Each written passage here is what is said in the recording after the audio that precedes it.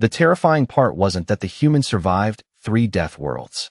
It was that he stopped fearing death on the first one. The plasma torches lining the Imperial throne hall hissed softly as cold blue vapor drifted across the polished black floor. Thousands of alien nobles stood shoulder to shoulder beneath the massive silver banners of the Valar Empire, their glowing eyes fixed on the lone human kneeling at the center of the chamber. Ethan Cross kept his head lowered, chains wrapped around his wrists and neck, their magnetic locks humming faintly against the metal floor, but even restrained, he looked dangerous in a way none of the aliens could explain. Maybe it was the scars. Pale lines crossed his arms, his neck, even the side of his face. Old injuries. Old survival. Or maybe it was the silence. Most servants begged when brought before Empress Valeth. Most trembled beneath the weight of her presence. Ethan simply breathed. Slow. Calm. Like a man waiting out a storm he had already seen before.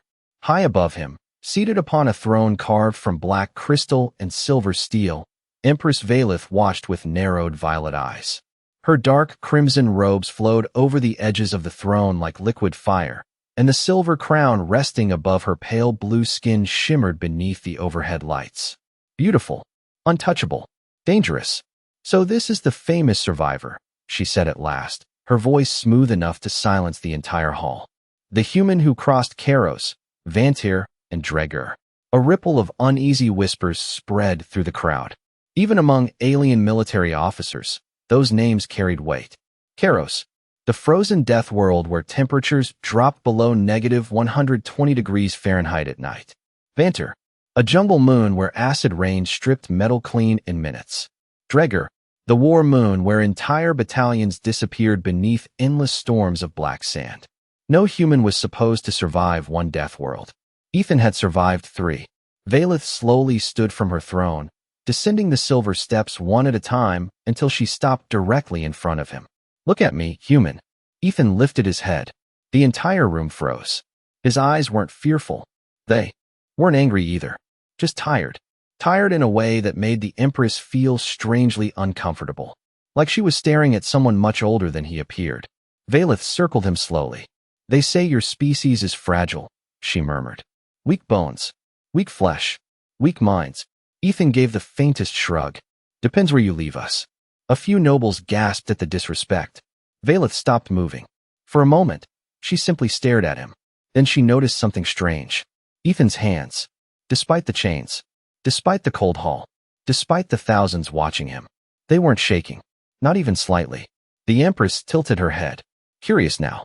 Tell me, Ethan Cross, she asked softly, what exactly survives 3 death worlds? Ethan met her gaze without hesitation. Nothing human. Silence swallowed the throne hall. Somewhere in the distance, thunder rolled against the palace shields. Then suddenly, the massive golden doors behind the court burst open as an armored commander rushed inside, breathing hard.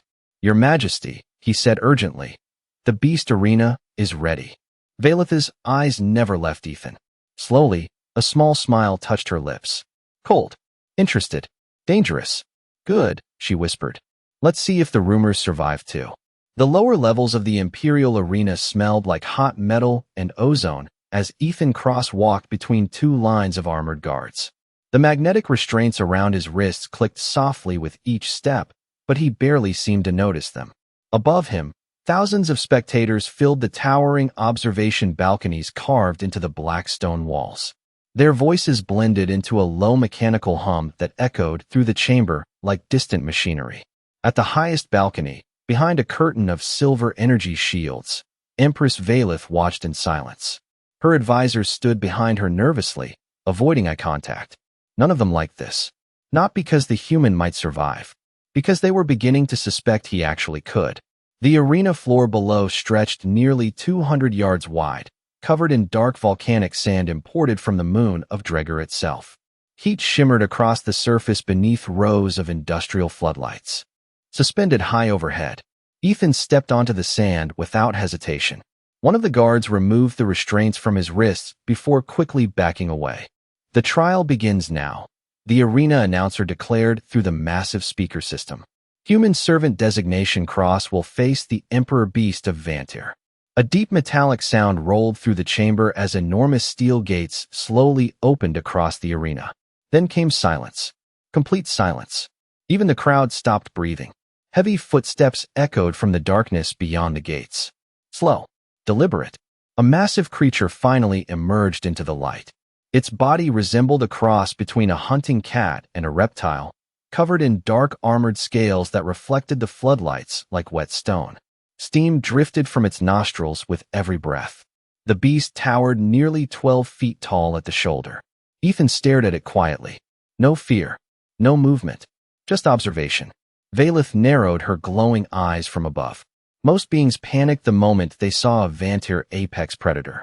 Ethan looked almost bored. The creature lowered its head and growled softly as it stepped closer.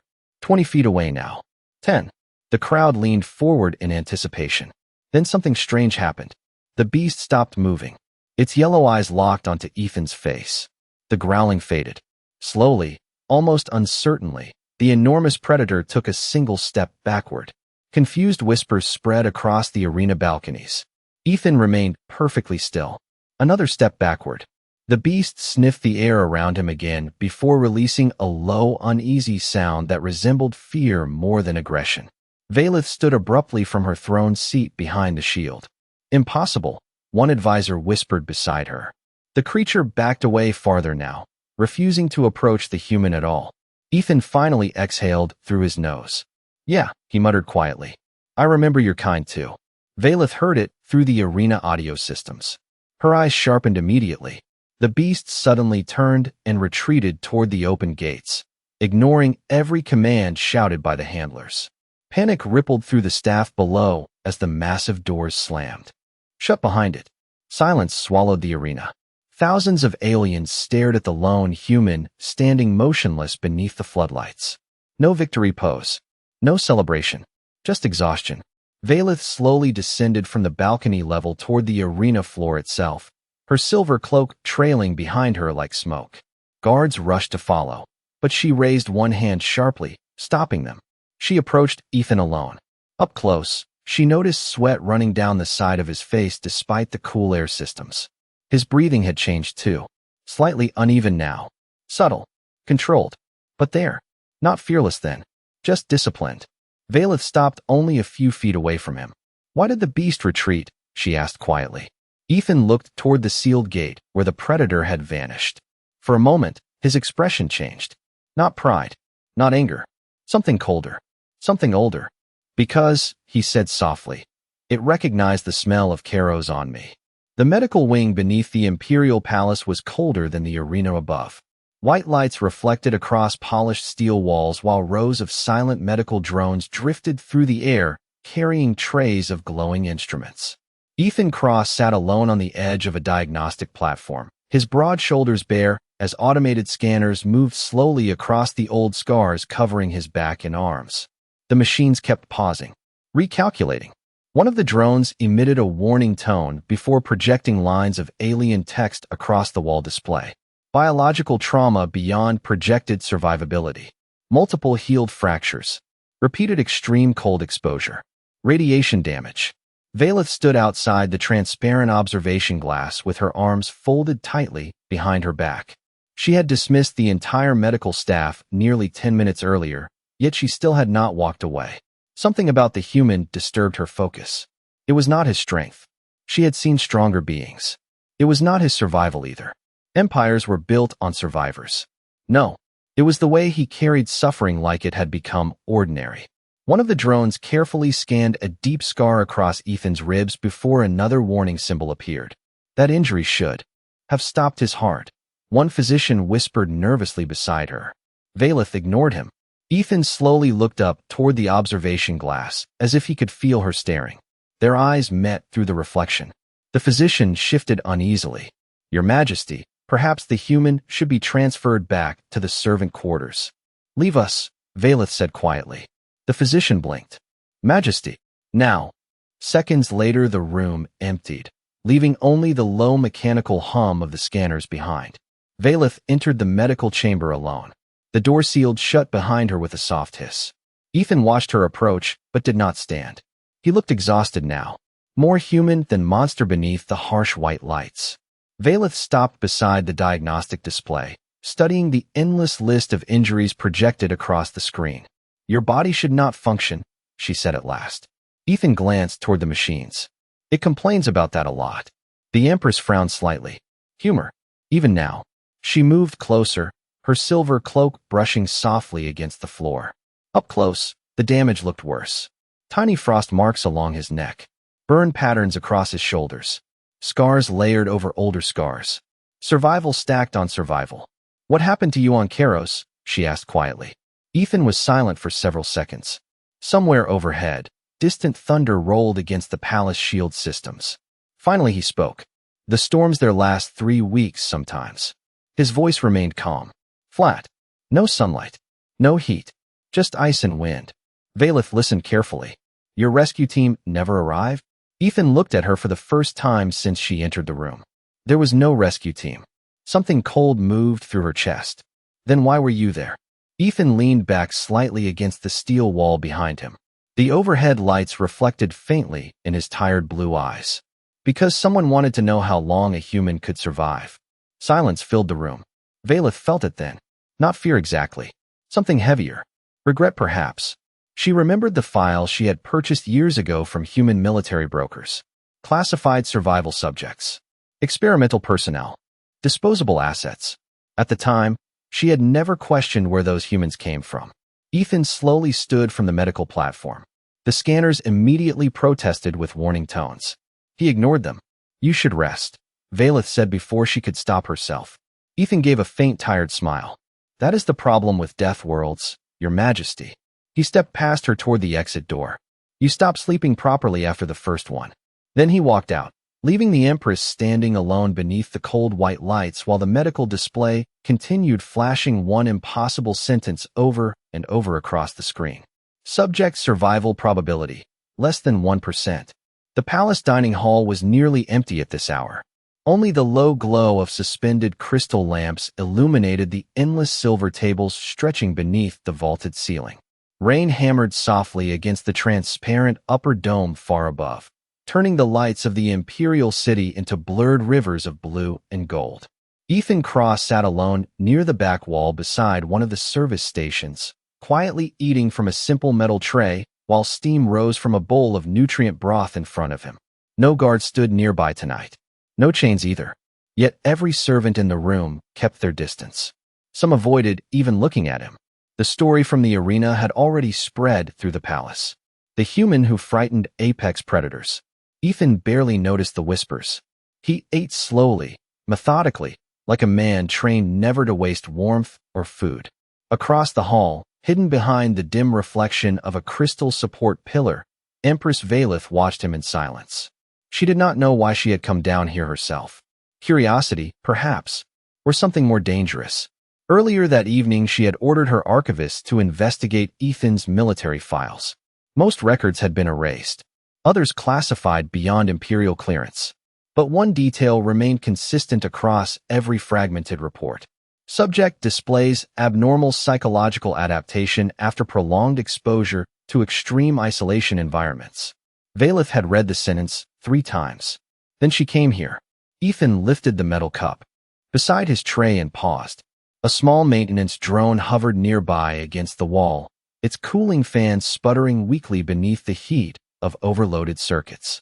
The machine struggled to remain airborne. Ethan glanced toward the service workers across the hall. None of them paid attention to it. Quietly, he reached over and slid his untouched water ration toward the drone's intake port. The machine absorbed the liquid coolant immediately, and its warning lights faded from red back to soft blue. Ethan returned to eating without expression. Valeth frowned slightly from the shadows. Why? She asked before realizing she had spoken aloud. Ethan looked up immediately. Somehow he had known she was there the entire time. The Empress stepped forward slowly into the light. Her silver robes shimmered softly beneath the hanging lamps while the servants around the room quickly lowered their heads and backed away. Ethan leaned back slightly in his chair. Your Majesty.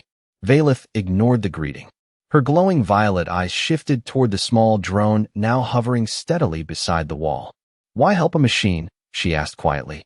It is a maintenance unit. Replaceable. Ethan looked at the drone for a moment before answering. So was I.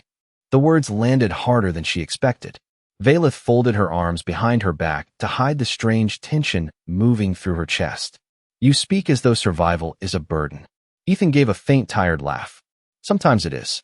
Thunder rolled overhead again, shaking the transparent ceiling softly. For a moment, neither of them spoke. The palace felt strangely distant tonight. Quiet.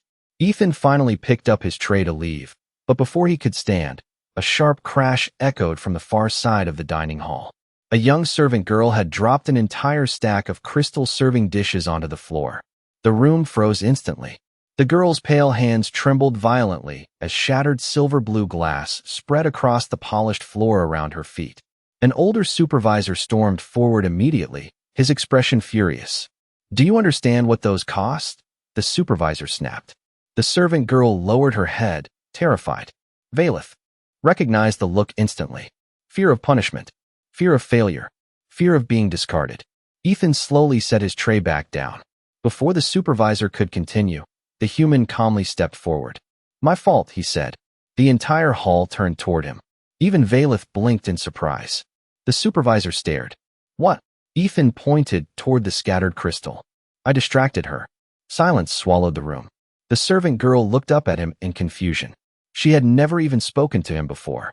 Valeth studied Ethan carefully beneath the cold silver lights. A man shaped by Deathworlds. A survivor abandoned by his own species. And somehow, still choosing kindness. The storm outside the Imperial Palace intensified after midnight. Sheets of rain slammed against the upper shield dome, while distant lightning flashed across the skyline of Valor Prime, bathing the towering silver buildings in cold blue light every few seconds. Deep inside the palace, Ethan Cross stood alone beside a panoramic observation window overlooking the endless city below. The glass reflected his tired face back at him along with the pale scars crossing his neck and jaw.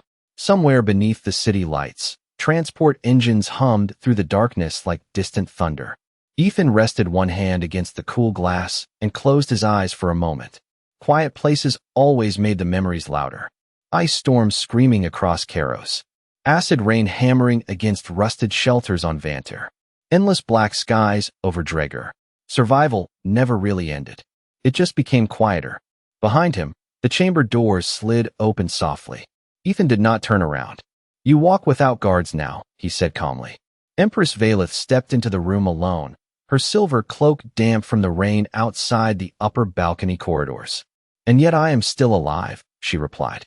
Ethan gave the faintest nod toward the city below. For now, Valeth studied him carefully as she approached the observation window. The human looked different tonight. Not dangerous, not defiant, just exhausted in a way she was beginning to recognize. The room itself was silent except for the distant hum of shield generators surrounding the palace. The servant girl from the dining hall, Valeth said quietly. She told the supervisors the truth after you left. Ethan remained facing the window. Did they punish her?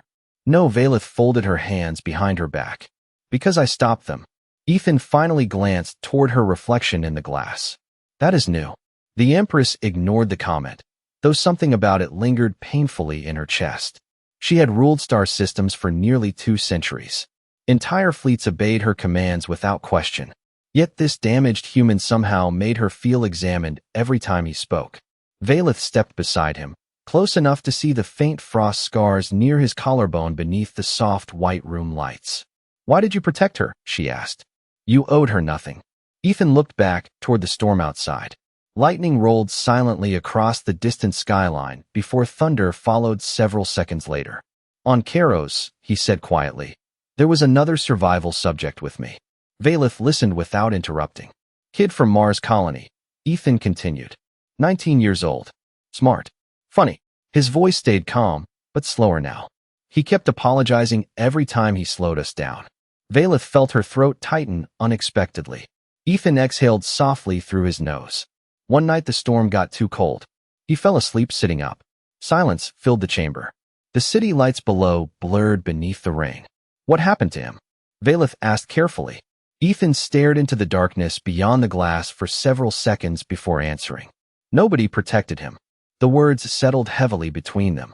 Valeth suddenly understood something terrifying then. Ethan was not haunted by the Deathworlds because they nearly killed him. He was haunted because they had forced him to survive while others did not. The Empress looked away first. For the first time in years, she did not feel powerful inside her own palace. Ethan rubbed one hand absently against the old scar near his wrist. People think Deathworlds teach you how to fight, he said quietly. They do not. Valeth looked at him again. Then what do they teach? Ethan's tired blue eyes reflected the storm. Outside, how expensive kindness becomes. Another flash of lightning illuminated the room in cold white light. Neither of them moved. Somewhere beyond the palace walls, the Empire continued breathing beneath the storm. But inside the quiet observation chamber, something had already changed. The Empress, who once saw humans as useful creatures, was beginning to understand something far more dangerous. Humanity was not frightening because it survived suffering. Humanity was frightening because sometimes it stayed gentle afterward. The first explosion shook the palace at 2:13 in the morning. The entire observation chamber trembled as a deep metallic boom rolled through the walls beneath their feet. Warning lights instantly flooded the room in flashing crimson, while distant alarm sirens echoed across the upper levels of the Imperial complex. Ethan moved before the second impact even hit. His body reacted automatically, survival instincts firing faster than thought itself. He grabbed Valeth by the arm and pulled her away from the panoramic glass window, less than a second before the transparent shield cracked under a wave of pressure from outside. Shards of glowing crystal scattered across the floor as cold rain and wind burst into the chamber. The Empress stared at him in shock. Ethan was already scanning the room, listening, calculating. That was not an accident, he said calmly.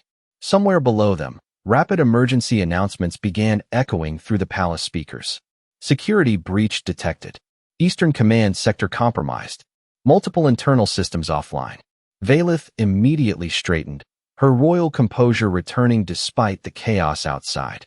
The military council, she whispered. They moved sooner than expected. Another distant impact rolled through the palace structure. Ethan looked toward the hallway entrance. How many people know the shield routes beneath the palace? Valeth's expression darkened instantly. Only the inner court. Ethan nodded once. Then somebody opened the gates from inside. Before Valeth could answer, the chamber doors suddenly slid open and 3 armored palace guards rushed inside, carrying plasma rifles. Their silver armor reflected the flashing emergency lights across the room. Your Majesty, the lead guard said quickly. We must evacuate immediately. Ethan's eyes narrowed slightly. Something about the man's breathing. His stance. Wrong. Valeth stepped forward, but Ethan quietly moved between her and the guards. The lead officer frowned immediately. Human, move aside. Ethan ignored him. Rainwater dripped slowly from his sleeves onto the polished floor, while thunder shook the shattered window behind him. Say the Eastern Corridor code, Ethan said calmly. The guard blinked once. What? The evacuation code, Ethan repeated. You said the Eastern sector was compromised. Silence. Only the alarms now. Valeth's eyes sharpened immediately. The guard's hand tightened around his weapon. Ethan sighed softly beneath his breath. Yeah, he muttered. That is what I thought. Everything happened fast after that. The false guards raised their rifles at nearly the same moment, but Ethan moved first. Not dramatically, not heroically, just efficiently. He shoved Valeth sideways behind one of the support pillars as warning shots blasted harmlessly into the shattered observation wall behind them. The room erupted into flashing lights and smoke alarms. Ethan grabbed one of the overturned steel chairs and slammed it into the nearest weapon line before the attackers could stabilize their aim. Valeth watched from behind the pillar, stunned. There was nothing glorious about the way Ethan fought. No anger, no speeches, no wasted motion. He moved like someone who learned survival in places where hesitation killed people. One attacker crashed into the damaged observation panel, while another stumbled backward into the emergency lighting controls, plunging half the room into darkness. Ethan immediately grabbed Valeth's wrist again. Move. The Empress barely managed to keep pace as he pulled her into the service corridor outside the chamber. Emergency lights flickered overhead while distant footsteps and alarms echoed throughout the palace levels. Ethan finally stopped beside a sealed maintenance door and pressed his ear briefly against the cold metal surface. Listening. Always listening. Valeth stared at him beneath the red emergency lights. You protected me, she said quietly, almost confused by the realization. Ethan kept watching the hallway. You are not the problem, he replied. The simplicity of the answer hit harder than the explosions ever could. Somewhere deep inside the palace, another shockwave rolled through the walls. The Empire was beginning to collapse around them. But for the first time in years, Empress Valeth realized the only reason she was still alive was the human servant she once treated like property. The emergency transport barely escaped the palace before the upper shield towers exploded behind them in flashes of blue-white light. Rain hammered across the shuttle hull as Ethan Cross guided the small craft through the violent storm clouds surrounding Valor Prime. Warning signals flashed across the cracked dashboard while static hissed through half-functioning communication systems. One engine was already overheating. The other made a grinding sound every few seconds that Ethan clearly did not trust. Empress Valeth sat strapped into the co-pilot seat beside him, silent beneath the dim red emergency lights filling the cockpit. Her silver robes were soaked from the rain and streaked with ash from the collapsing palace corridors. For the first time in centuries, she no longer looked untouchable. Just tired. Human tired. Ethan adjusted the failing stabilizers manually as another wave of turbulence shook the shuttle. Where are we going? Valeth asked quietly. Ethan kept his eyes on the storm ahead. Somewhere your military will not follow. There is no such place in my empire. Ethan finally glanced toward her. I know one. Valeth felt cold move through her chest before he even spoke the name. Keros. The cockpit fell silent except for the engines and rain. Even now, the word carried weight. Keros was not simply dangerous. It was avoided.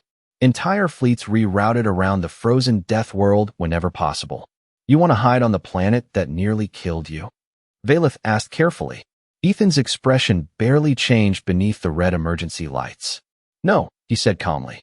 The planet that taught me how to survive people. Lightning flashed across the cockpit glass, briefly illuminating the endless storm clouds around them. Valeth studied him quietly after that. The human looked exhausted again. His hands moved steadily across the controls, but she noticed the slight stiffness in his shoulders now. The palace attack had drained him more than he admitted. Another warning alarm suddenly blared through the cockpit. Ethan frowned immediately. That is not good. What failed? Valeth asked. Ethan looked toward the sensor display. Fuel line freeze. The Empress blinked in confusion. We are still inside atmospheric range. Ethan nodded once toward the forward scanners. Not for long.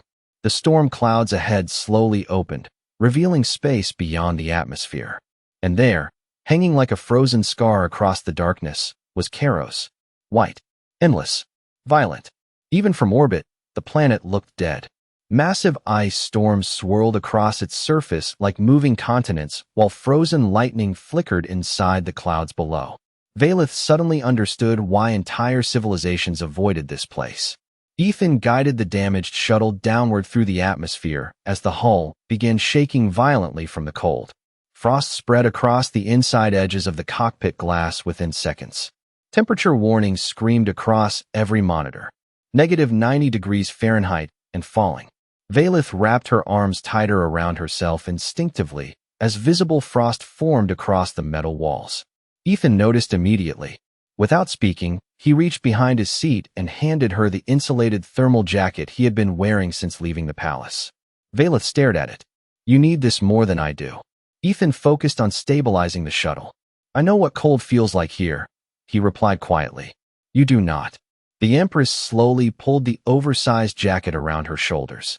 It still carried traces of snow, engine oil, and something else she could not describe. Survival, perhaps. Outside the cockpit, the storm swallowed them completely now. The shuttle groaned beneath the pressure of frozen winds as ice spread rapidly across the hull. Valeth looked toward Ethan again. Beneath the flashing red emergency lights. How long did they leave you here? She asked softly. Ethan was silent for several seconds. Then finally, almost too quietly to hear above the storm, he answered. Long enough to stop expecting rescue. The shuttle disappeared deeper into the frozen darkness below while Keros welcomed its survivors home.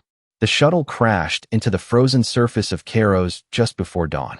Metal screamed against ice as the damaged craft slid across a field of snow and shattered rock before finally grinding to a stop beside a cliff buried beneath decades of frost.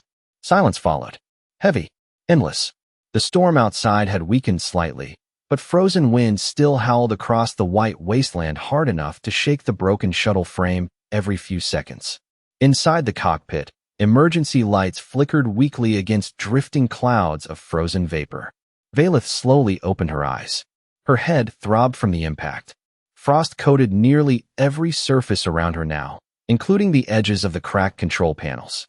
Across the cockpit, Ethan Cross sat slumped against the pilot console, motionless. Ethan. No response. Valeth immediately unfastened her harness and moved toward him. The cold hit her instantly the moment she stood. Even wrapped in Ethan's thermal jacket, Keros felt wrong. Not just freezing. Empty. Like warmth itself had died here long ago. Ethan's skin looked pale beneath the flashing emergency lights. Frost clung to the ends of his hair and the sleeve of his shirt, where the freezing cockpit air leaked through the shattered hull. Valeth touched his shoulder carefully. Ethan. His eyes finally opened slowly. Tired blue eyes adjusting to the dim red light. You alive? He asked quietly. The Empress almost laughed from disbelief. You crashed us into a frozen death world. Ethan managed the faintest shrug. Soft landing then. Valeth stared at him for a moment before shaking her head. Somehow the humans still found room for dry humor at the edge of collapse. Outside, another violent gust slammed against the shuttle hull. Ethan slowly forced himself upright despite the obvious pain in his movements. We cannot stay. Inside, he said. The reactor core will freeze within the hour. Valeth looked toward the endless white storm beyond the cracked cockpit glass. And outside, Ethan reached beneath the pilot seat and pulled free a small emergency pack. Outside only kills you if you stop moving. He handed her a pair of insulated gloves from the pack before opening the damaged side hatch. Instantly, the storm roared into the shuttle like a living thing. Frozen wind tore through the corridor while snow swirled violently around them. Valeth nearly stumbled backward from the cold alone. Ethan stepped into the storm first. Not confidently, not fearlessly, just familiarly. Like a man walking through an old nightmare he already understood. Valeth followed close behind him across the frozen terrain. Snow reached nearly to her knees in some places, while jagged ice formations rose around them, like the ruins of ancient buildings buried beneath centuries of storms. Ethan moved carefully between the cliffs, scanning the landscape constantly. Every sound mattered here. Every shadow.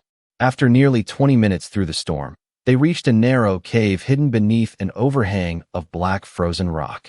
Ethan immediately began activating a portable heat unit from the emergency pack, while Valeth rubbed warmth back into her freezing hands. The tiny heater cast weak orange light across the cave walls. Barely enough, but enough to survive for now. Valeth watched Ethan quietly as he sat near the entrance, listening to the wind outside. You have done this before, she said softly. Ethan stared into the storm beyond the cave. 3 winters. Valeth felt her chest tighten again. Alone. Ethan nodded once. The cave fell silent except for the soft hum of the portable heater. Then slowly, Valeth reached into the inner pocket of her royal cloak and removed a small silver data crystal no larger than her thumb. Ethan noticed immediately. What is that? The Empress looked down at the crystal in her hand. Her expression changed. Guilt now. Real guilt. Your file? She whispered. Ethan's eyes sharpened slightly. Valeth swallowed once before continuing. The truth is, I knew about the survival program years ago. The storm outside seemed to grow quieter somehow. My advisors purchased experimental subjects from corrupt human officials. Her voice became unsteady for the first time since he met her. Including you. Ethan did not move. Did not blink. He simply looked at her beneath the weak orange light, while snow drifted silently across the cave entrance behind him. Valeth lowered her eyes slowly. I was the one who signed the order that transferred you into Imperial ownership. Silence. Endless silence. Then finally Ethan looked back toward the frozen storm outside. Yeah, he said quietly. I figured that out already. The storm over Keros lasted 3 more days. Endless white wind screamed across the frozen cliffs surrounding the cave, while snow buried the crashed shuttle beneath nearly 6 feet of ice. Inside the shelter, the portable heater struggled constantly against the cold.